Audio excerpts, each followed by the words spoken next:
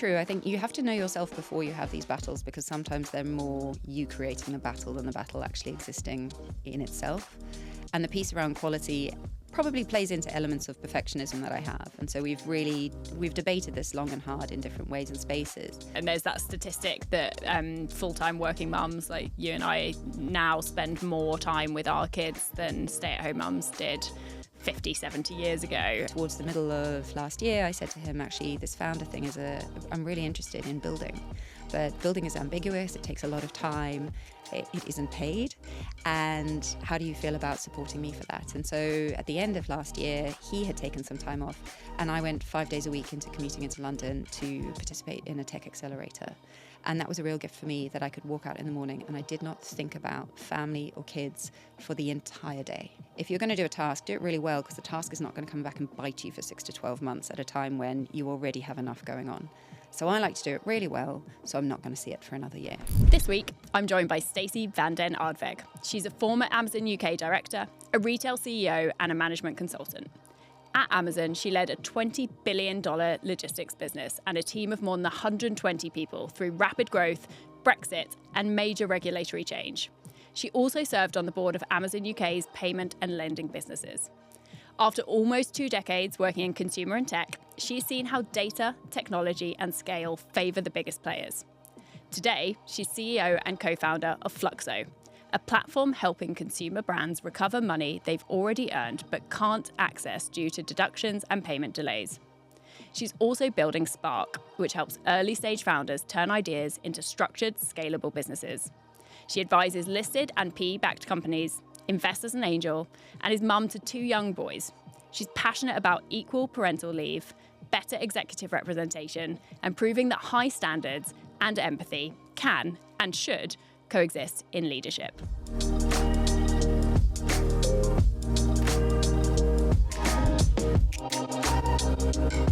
Stacey, I'm really interested in this idea that we don't parent in isolation. It's all shaped by how we were raised, how we're working, everything else that's going on for us and how that shows up in our home lives. So let's start at the beginning for you. Tell me a bit about your upbringing and what responsibility looked like in your household.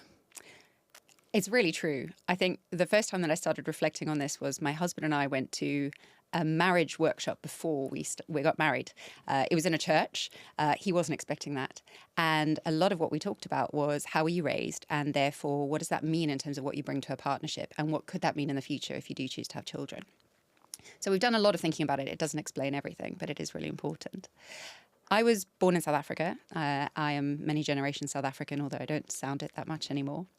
And South Africa is a very patriarchal society, and I think that's still a common theme. What was interesting is that the environment I was raised in was, certainly in my senior school years, I went to a school that was all girls and very focused on girls can be anything. And that was really liberating.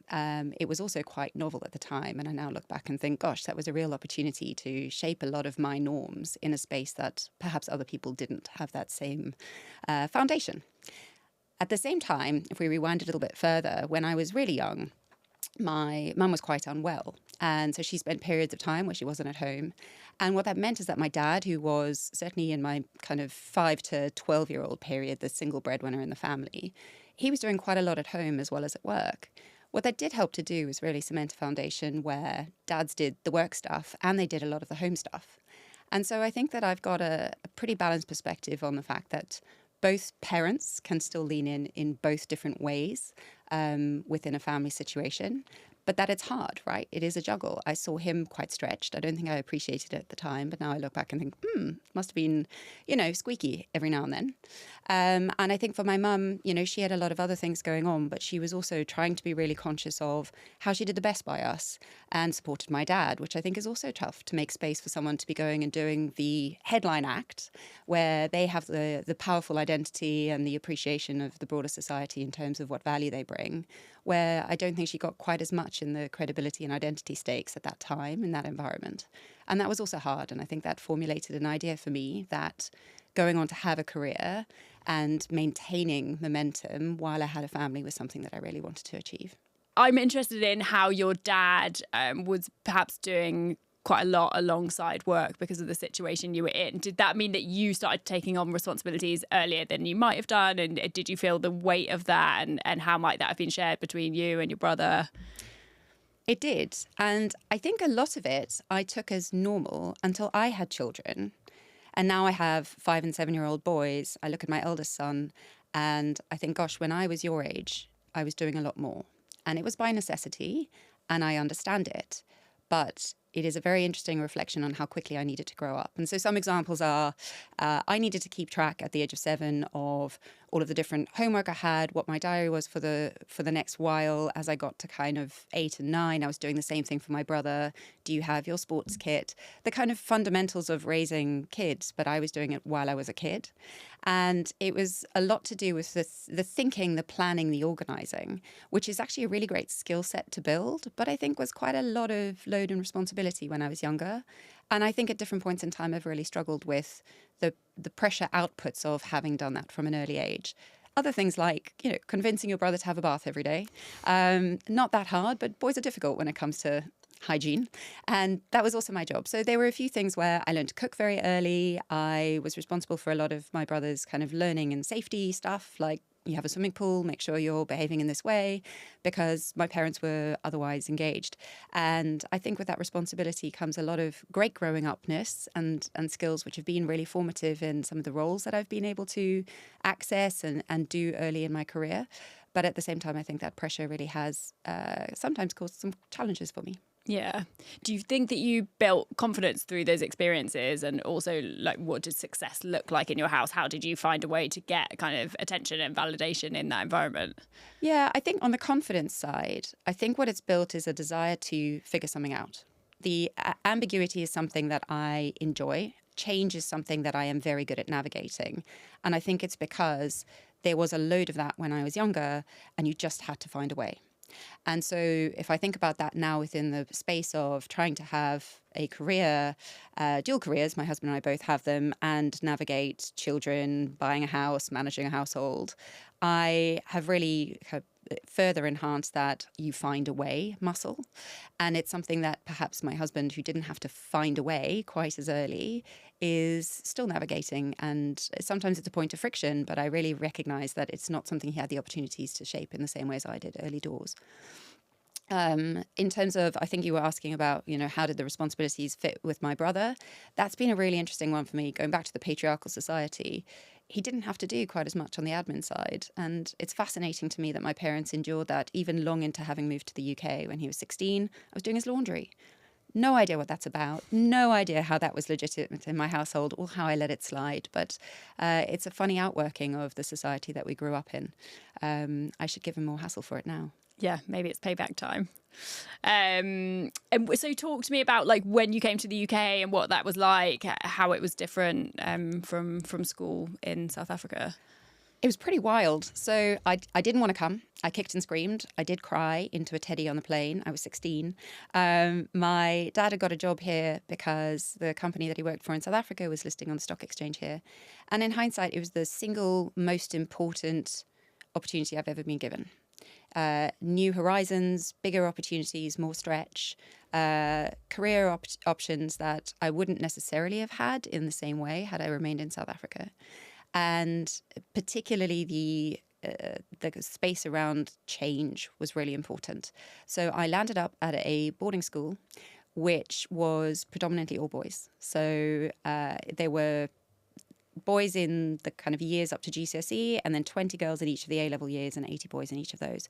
So 40 girls, small pool of friendships, and also a lot of normalization of, well, the boys do this and the girls don't have as many sporting opportunities, or your kind of norms were very different. I wasn't ready for a British society that at the time, I think, really put girls in a very specific box about how you looked, how you behaved, a little bit more subservient, definitely didn't, roll your sleeves up and decide you were going to play all the sports. And I think I learned some tough lessons at the time, but I also was really comfortable saying, that's okay, I'll be a bit different. Happy to play on the boys' sports team if that's the only one that exists. Do you think that reflecting back on that now has made you more determined and like potentially looking for different ways to do things and not taking no at the first chance? Yeah, I think it helped to condition me to position where I was used to friction. I was used to rub. I was used to people not expecting me to be in the room, on the bus, participating in the same way. I think I rubbed some people up the wrong way because of their perceptions and their expectations that I would behave in one way, and actually I was behaving more like the boys. But it's also really taught me how to build really strong relationships with men now, in a professional sense, in the way that I did when I was at school. And when I was at university, I lived in a house which was only guys, and we all got along well. I found it quite uncomplicated. I found that we got to do a lot more where we had commonality, predominantly around sport. And that was a real asset to me, those friendships and the learning that we had from each other. Yeah, and it sounds, in all of the conversations we've had, it sounds like fairness and sort of equality is a really strong value that you hold. And I'm interested about, how that experience fit with that, or was that a defining moment in which that value was formed? I think so. I think it goes back to my high school experience in South Africa, where that motto was girls can do anything. And so when I got here, I think the question I was asking was, well, why can't we? What about this space means that I can't do the same as my male peers?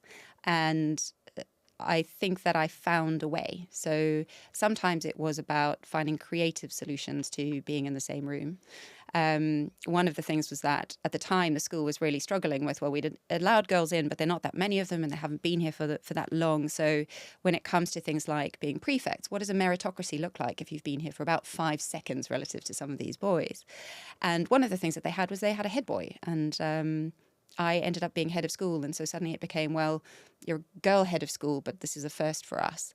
And so they didn't really know what to do with me in the space. But based on merit, even in the time that I'd been there, I think that they felt that they wanted to reflect that. So again, I think it's about how you earn your place, how you remain credible, but how you also look at how you can do it differently to the others, whether they're men or women, to justify that you're there. I do think, though, that I have, as a result, struggled sometimes with the fact that I feel like you do have to work harder to prove yourself. And some of that's in my head, and some of that I still think is the reality of the social structure we live in. If we think about the fairness point, it is a really core value of mine that I have reasoned through in many different ways with lots of different support. And it's something that I cannot break. So sometimes it is to my detriment, but I have learned how to harness it in ways that I think are quite beneficial. Beneficial in how I think a lot about the family structure that I have and how I look after my children and teach them these things about how we treat others, but also how we treat them as individuals. Fairness doesn't mean the same. And that core mantra is something that we're trying to bring into the way that we parent and our responsibilities as parents. And also I'm trying to think about it more within the corporate space as well. It can be fair without us being treated identically. But what it is really important to recognize is that everyone needs to have the same opportunities in order to get there. And so that's something that I've tried to frame in the teams that I've led, in the way that I've shaped mentoring strategies for people, and in some of the battles I've gone in to fight about equality within the different organizations I've worked in. Yeah. And I know you had a bit of a joke sometimes with your husband around this 50-50 household idea. I'm interested in, how fairness plays into that conversation and what that looks like for you now. So I think in some ways we reflect that we are not unique in isolation, but the model that we built from the first time we met, when we were doing the same job, earning the same amount, has been something that's really been foundational to the way that we see each other and the way that we see our family structure. And so we haven't had to have arguments around finances and who is more important from a career perspective because of the contributions that they can bring to the very practical aspects of running a family and a household. And that's a real privilege that I see. And what it's done is, even in the society where I think it's become much easier for us to have dual careers, although there's also necessity for it now, which creates challenge, I think that I'm still in a very privileged position that I have agency and I have a lot of choices when it comes to how I choose to evolve my career. And I have support at home that that enables me to do that. But on the 50-50 side, where we got to when we had a family was, well, that starts to break apart even from the moment that, the biological imperative sets in. Trying for a family and what that means, being pregnant and what that means for some of the, small physical sacrifices you start to make around, I couldn't do as much exercise as he could. And so the 50-50 starts to break away. And a lot of that was my learning about how much do I have to give to what we've decided to build together. and how grumpy am I going to be about it? Some days more grumpy than others, it turns out. And then that piece post having a baby, which is around what it does to your body and your health and your outlook, mental and physical, that my husband didn't have. I almost said brother, that's uncomfortable.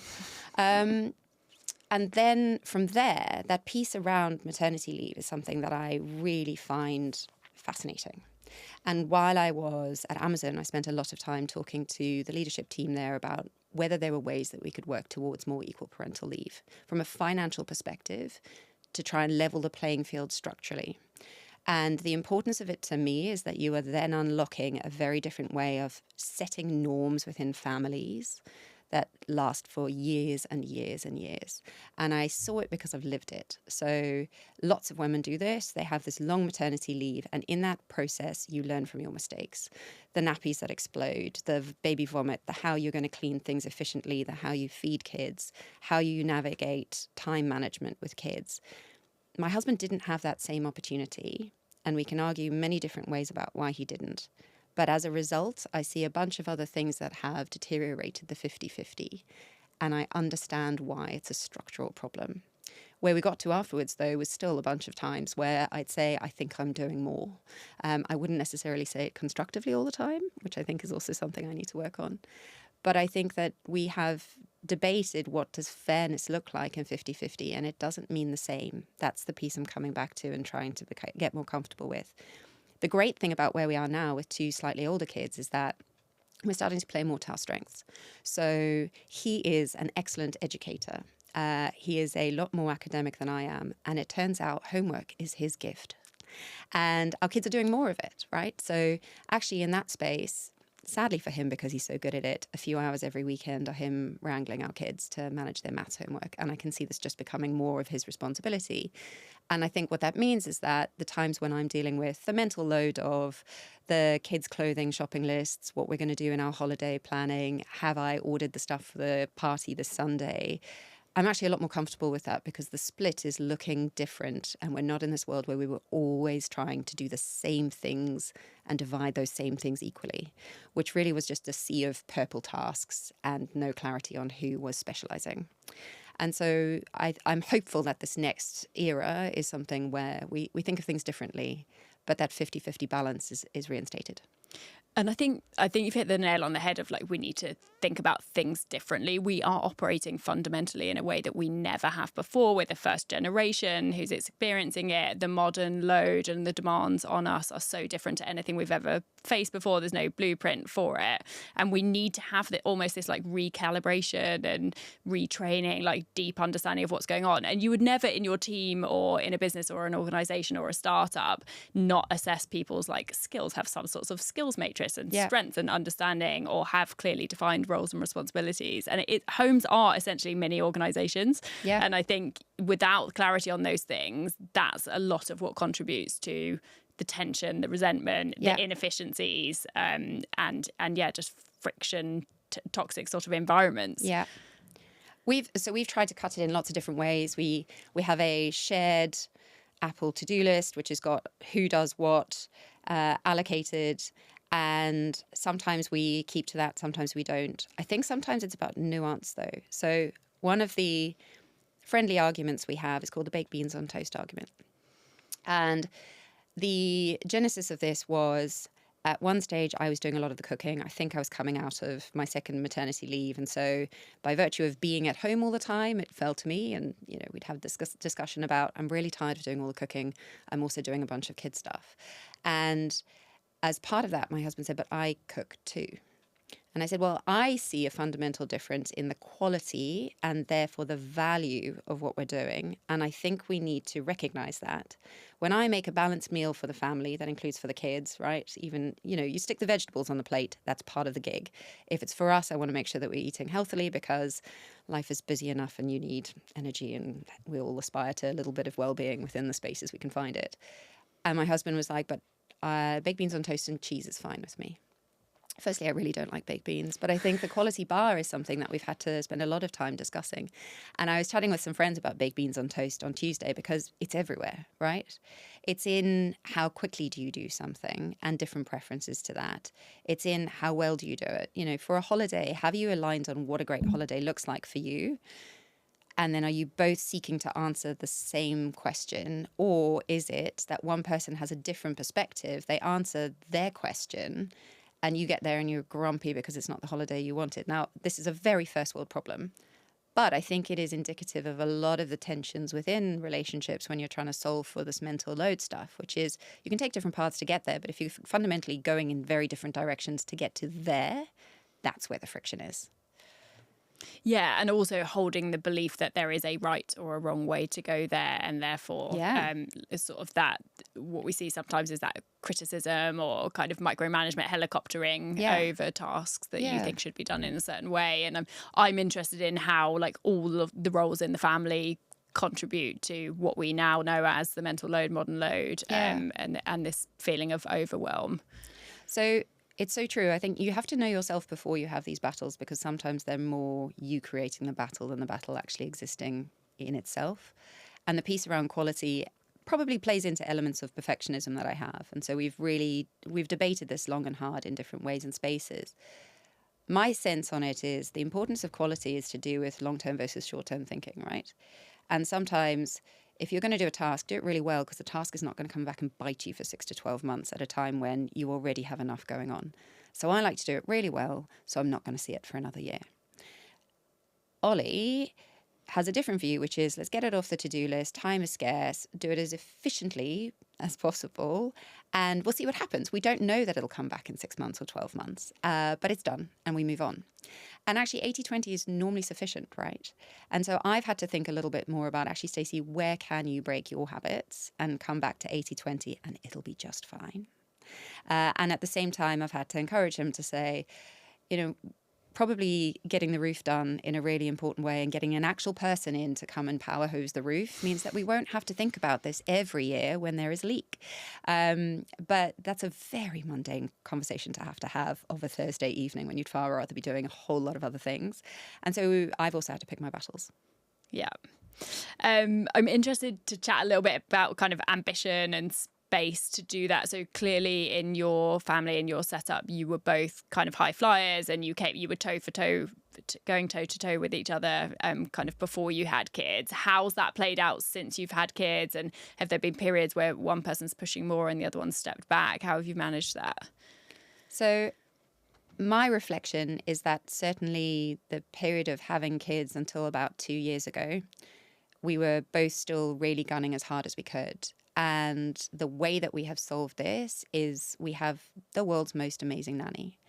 And if you'd asked me before kids what most perception of that would have been, I would have told you I could do it by myself. And actually I can't. So when I had my second son, I chose to go back to work very early so that I could get this promotion, which had been a carrot that had been dangled there for about a year and a half. And I was adamant that that is what success looked like to me. And so in walked Adam, our incredible nanny, and he's been with us since. And the recognition that he is a fundamental part of our family has been really helpful for providing stability for the kids. It's a really helpful pressure valve on the doing front. And it is something that we have decided is worth the investment because of what it unlocks in terms of opportunities for our careers, which are really important to us, but also for the time that we need to make other things work, to have some opportunities to exercise and to socialize and to spend time with our friends. Now, actually, we still do a whole load of parenting on weekends and in the evenings, but having that flexibility has been a real gift. Around the edges, though, there's still the stuff about the thinking, right? The thinking, the planning, the making sure that everyone's in the right space. And I think particularly for me, a lot of the additional burden that I have felt, possibly by choice, has been solving for people's emotional needs. Are my kids in the right place to get the most out of the education that they're getting? Do they need any more support in X way?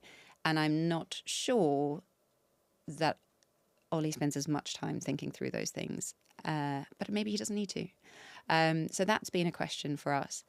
in terms of the piece about kind of how fast we moved then, I think that there were times when it was too much. And if I reflect on my time at Amazon, by the end, I think I was burnt out. I think I was trying to serve the needs of too many people as part of my choices. But actually, that does have quite a cost on your health. And so what's been really interesting in the last 2 years is we've been a lot more intentional about talking about who gets intensity versus who gets support. Some of it has been driven by kind of external forces, and some of it has been a lot more intentional on our part. So when I'd left Amazon, I had gardening leave, and I stepped into the space around home and was all in. And what that did is it unlocked an opportunity for Ollie to invest a lot more in his career and building a network and all of the important things that you do before you step up into your kind of next exec role. And then towards the middle of last year, I said to him, actually, this founder thing I'm really interested in building. But building is ambiguous. It takes a lot of time. It isn't paid. And how do you feel about supporting me for that? And so at the end of last year, he had taken some time off. And I went 5 days a week into commuting into London to participate in a tech accelerator. And that was a real gift for me, that I could walk out in the morning and I did not think about family or kids for the entire day. And it's the first time in my life that I've done that. And it was pretty liberating. And it is amazing what you can do when you're single-minded, and how far I could progress this business in 3 months because I had that gift. Now we're in a process of recalibrating, and he's gone on to a really amazing exec role within a wealth manager. And so I'm back trying to do a little bit more of the fitting in and the balancing. But having the recognition and the space and the investment and support from someone in a way that I hadn't before was a real game changer for me. And I think it's given us an appreciation of each other that we possibly hadn't made time for a long time. Yeah, and just that recognition, I guess, of how much brain burn is going on that we don't even realise with this kind of constant narrative. And actually, when you strip that away, and your ability to just focus for the first time in your life and really, really build that business and the ideas for the startup. It sounds like an amazing experience. It really was. I think I also realised that partly I enjoy some of the responsibility of being a parent. It is my choice. I love my kids. They are awesome. And I love spending time with them. And so the idea of choosing is something I come back to and reflect on. I have chosen to build a family. I want to be there. I want to be present, and I want relationships that are solid for a really long time. And as part of the choosing, I also need to make sure that I'm putting them, I am investing in them as a really significant component of my life. And so to some degree, actually, the Q4 balance of last year was not the balance that I really want. It was a lovely window, a holiday in a new career space. But I'm far happier now in a space where I do get to see them and kiss them goodnight and spend time doing their reading and sometimes their maths homework. Yeah, when you're allowed. When you get the call up. I'm interested around the fact that you're raising boys. Are you sort of cognizant in how you're modelling and what partnership looks like and how they're absorbing that view on the world to take into their own families one day? Yes, we've been really conscious of it. There was some really great literature out a while ago, thought pieces on how to raise a feminist. And I think the answer is that there is not a set of rules, actually. It's important that people are having the conversation. It's important that we're really mindful about what we're role modeling in terms of capability, in terms of responsibility, and in terms of opportunity. But I don't think you have to have a checklist for it. I think what I find interesting about my boys when I compare it to perhaps the way that boys were raised, let's say when I was in South Africa years ago, is that they don't see a difference in how we look after them. So it doesn't require one of us and not the other to put them to bed at night. They are totally equally happy with us taking on all of the different responsibilities that you'd see in a household. And that was very different to what I was raised with, and it's very different to some of my friends and their experiences. There is no right and wrong, but we're very keen that they recognise that they will need to be caregivers in different ways. They will need to be able to stack a dishwasher, do the laundry, do the cooking. And so we're starting to give them those tasks early doors. The joy of there not being a daughter is that actually they don't realise that there's a difference. It's just what you do. And then we spend a lot of time talking about characters, right? So what is it, The Little People, Big World, or I've done a disservice to whatever that book series is, but they have the Yoto stories. And what I love is that their favourite one is about women. And so they could tell you all sorts of interesting stories about women who shaped the world. I didn't have that growing up, but having female role models that they absolutely adore and talk about nonstop, I think is really beneficial to the way that they are formulating ideas about who they could be and who others are going to be. And so I think we'll make some mistakes, but what we're trying to do is teach them that women are just as capable as men. They're very used to calling me out and being like, Dad went for a run. What are you going to do today? I'm like, good point. Actually, I probably do need to do some exercise. Thanks, buddy. And so it's really interesting when you start seeing through their eyes and getting them to give you the nudge about what equality looks like too. Yeah.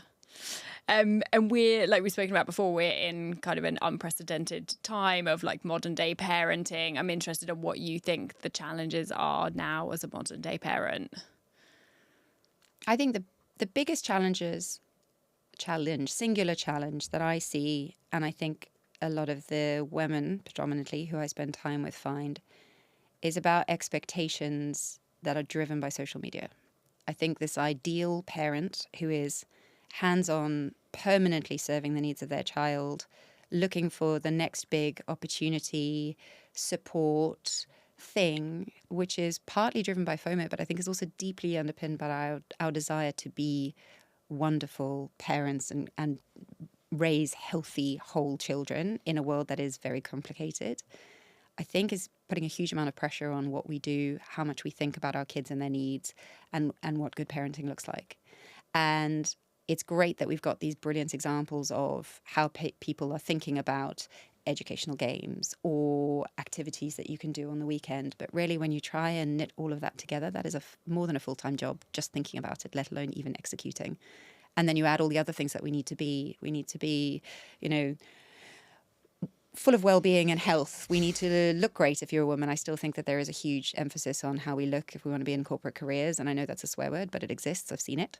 And that takes time and effort. And then we need to be feeding our bodies the right things. And then we need to be educating ourselves on AI while building amazing things and thinking about how we look after others as well. It's incredibly difficult, I think, to be the perfect person that we're being encouraged to be because of all of these different role models who are so easily accessible. Yeah, I think that expectation piece is so important. And there's that statistic that full-time working mums like you and I now spend more time with our kids than stay-at-home mums did 50, 70 years ago. And that just speaks to that pressure of what we think we should be doing with our kids and making magical memories and making everything a learning experience and how we can enrich their day-to-day lives. Whereas the reality is, for a lot of us when we were raised, we were more independent. We were just kind of out till the streetlights came on, and there wasn't this weight of expectation to do all of that alongside our jobs. And ultimately, there's only a certain number of hours in the day, and you can't, like, having it all means doing it all, and you can't do everything all at once. I think the really interesting word I'd pick up on there is should. I think it's really dangerous. And it's something that has become so part of everyone's psyche. We are looking to other people for the answers about what good looks like everywhere because we are being conditioned to do that through all of the different media feeds that we get. And it's a very complicated world to work out what your identity is and what your priorities are and what good looks like for you when you have all of those signals. But if there is a way for us to start thinking more about what we want to do for our kids and for our families and for our careers, I think we will all find a shorter list that is more than adequate and will actually make us healthier and happier at the same time. But finding the space to do that and walk away from should is very hard. Very hard. And I think that I fundamentally agree that happy parents raise happy kids, and actually our ability to look after ourselves and put well-being first is a really important part and something I certainly want to model for my daughter. And it's tough, right? Because I think that piece around putting yourself first, most people haven't really figured out how to do that. So it's something that you can say, but tangible ways of doing it are difficult. When I left Amazon, I'd spent some time with a career coach to think through both some of the sentiment I had about exiting that role, but also what it is I wanted to build and do next. And one of the pieces of advice she gave me was build a love list, because what I said was, I'm so unused to having gaps of time where I can do anything in the moment. I don't know what to do with it because there are too many competing options. And so I waste it. And the joy of a love list is, for someone who is possibly as boring and structured as I am, you've got this list of things that are, I know that I like them, I know how much time they take, and I can just have a look and be like, I've committed to doing 4 things on my love list this week. These are the ones that I'm going to try, and this is how I'm going to fit it into my diary. And actually, it was just a really nice, simple way of me, at the time when I didn't have headspace, making really good choices for myself. Now it's a lot easier for me to do that because I've built the habits. But at the time, the love list was really cool. Yeah.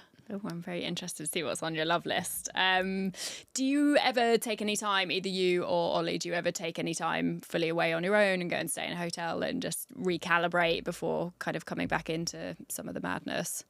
So we've done it at different points in time, but I think it's been as a real circuit breaker, which was when we'd reflected that there was high urgency.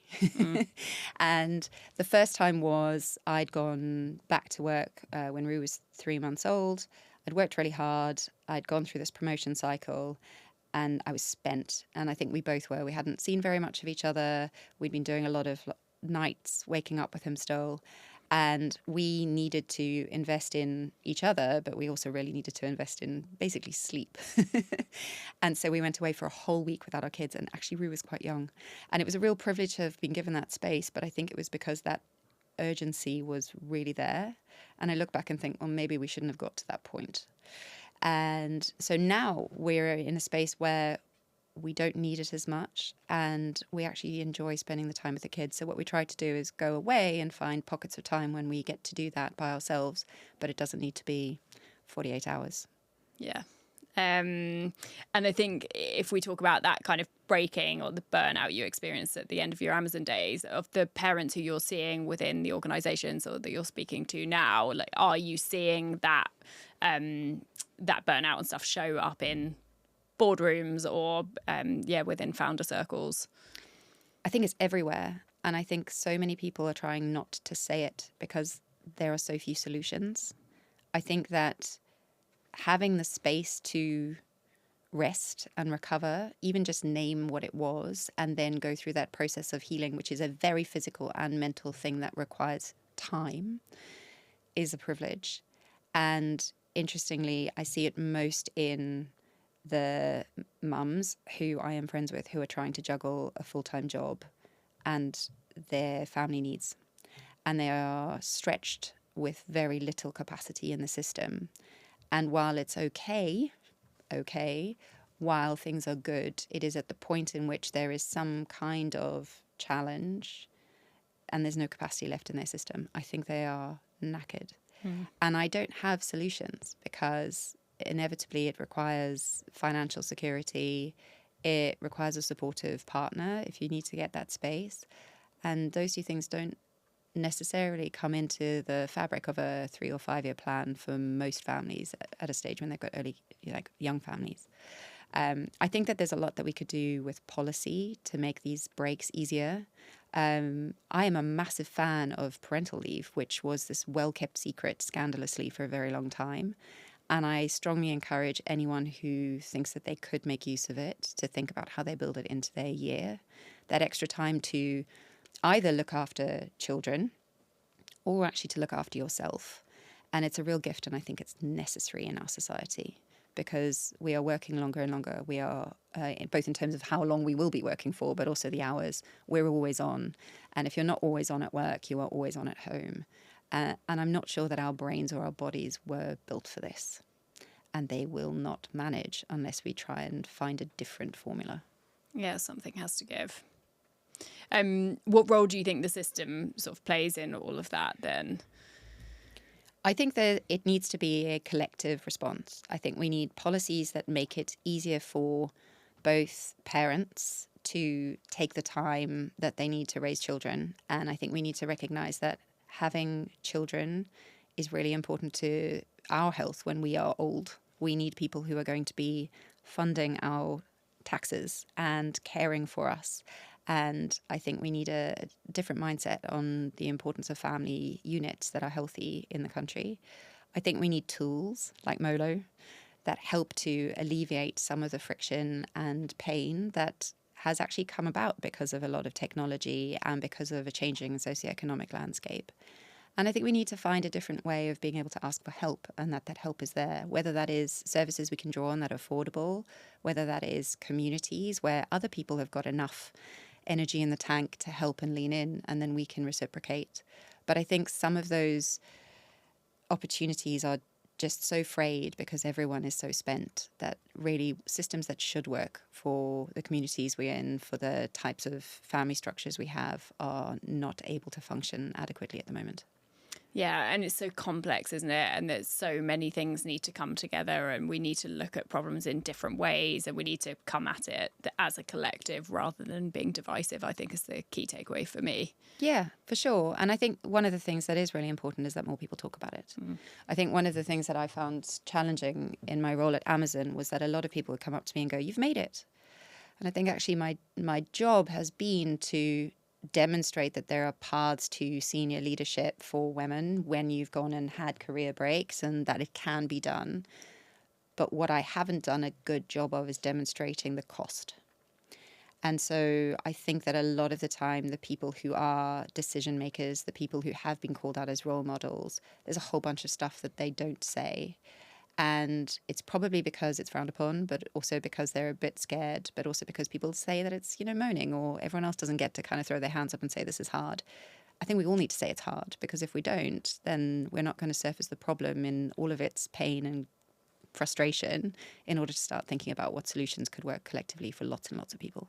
Yeah, I agree. It's got to be a shared, open conversation. I love the parenting out loud movement, where we're just more explicit about the demands that are on us, and blocking out our diaries and making it clear that we're doing pickups. It feels almost like there's this secret society underworld of everyone knows everyone's going and doing that, but nobody's talking about it. Like, and especially on the men's side, I from my experience and the people within our community who we talk to, it seems a more acceptable conversation to have as a mother. Yeah. And I think that we need to empower our partners and the dads in the conversation to go and do that. I agree. So this afternoon, I was meant to be meeting someone, and it's been in the diary for 2 weeks. And he messaged me yesterday to say, "My wife's away. I'm really sorry. I need to do pickup. My alternative solution has fallen through." I wrote back and said, "Absolutely fine. Thank you very much. Like, this is a good thing. I need you to be that man doing that job, and we need more people to be doing that."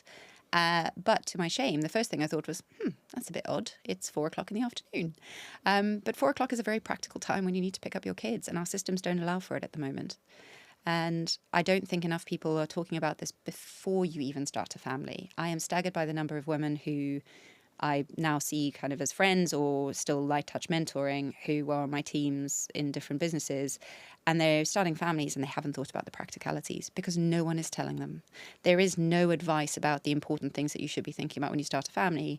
There is a lot of advice of different levels of quality about what it means to have a baby. And I think we need to be rebalancing the investments that we make in. Sure, having a healthy baby is very important, but that baby's going to be with you for 18 years plus, and you wanting to do a whole lot of other things to solve for a lot of other criteria in that space of time. But we're not there yet. Yeah, there's no chat around the infrastructure that goes around that and how you set up and run that to make it work. And the cost, right? And the trade-offs and the learnings that everyone is going through, probably in isolation or individually, and that really hurts. I always like to end with this question because I do think it's both sides of the same coin and we can't separate kind of home from work. So tell me what your first job was, how much you earned per hour, and what that taught you about the world of work. So my first job, I was 15 and I was a beach lifeguard in South Africa. And I did the maths because I knew you were going to ask me this. I earned 500 Rand a week, which is £23. So no hourly wage. You definitely wouldn't want to go there. It was worth it, though. I think it established a lot of norms about responsibility. You get there on time. You need all your kit. You also need sunblock. Like, there's a bunch of extra bits that when I think about some of the people who started their jobs on my team straight out of university, they wouldn't arrive organised, but they wouldn't learn the hard way because, if you get to a beach and you don't have your swimming costume, you're toast. And so it taught me a bunch of things about being organised, showing up on time, personal brand is really important, interacting with people, how you keep other people safe. Like, the responsibilities to keep other people safe age 15 is a tough one. And a lot to do with interpersonal skills, which was really, really helpful. Great.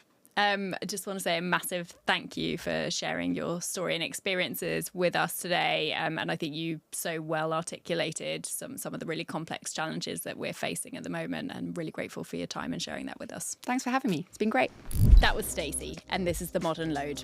Real conversations about modern parenting, work, identity, and everything we carry in between. If this conversation resonated, please share. Check out our next episode, coming soon.